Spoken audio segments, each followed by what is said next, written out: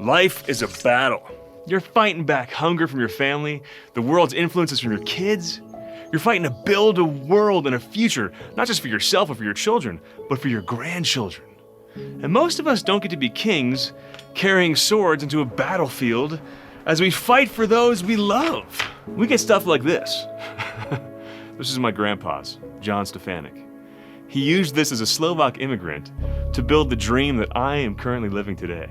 You see, most of us don't get to build up a world or fight for those we love in a way that's worth writing about in epic stories of great heroes. But here's the thing.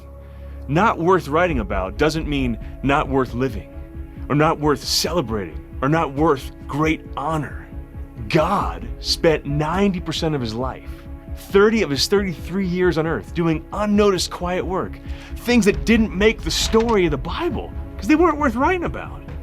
I think he was trying to tell us something in those missing pages about what makes life worth living.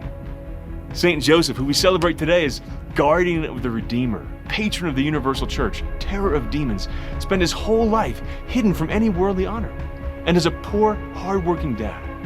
The Bible tells us that he offered 2 turtle doves as his temple offering, which was an accommodation for those who couldn't afford a lamb. No one knew how important and amazing this man was, except Jesus knew.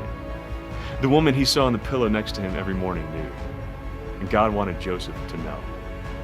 Joseph, son of David, is how an angel addressed him in a dream. But Joseph's dad was Jacob, right? No, that title, son of David, was a reminder that Joseph, you descended from King David, and even if the world doesn't see it, you have royal blood coursing through your veins, like your father before you. You are a king, a hidden king. I'm sure he remembered that title many times in the midst of the daily grind and stress of life, washing his 10,000th dish for the Holy Family, putting his shoes on for work for the 1,000th time, doing his millionth load of laundry. And remembering that didn't change the daily grind of life. It changed him.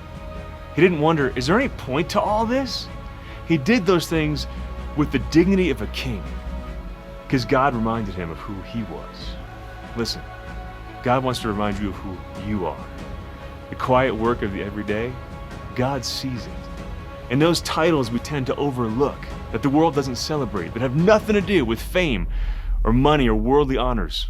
Titles like mom, friend, brother, son, dad. Those are the greatest honors you could possibly have bestowed on you. God knows that. Do you?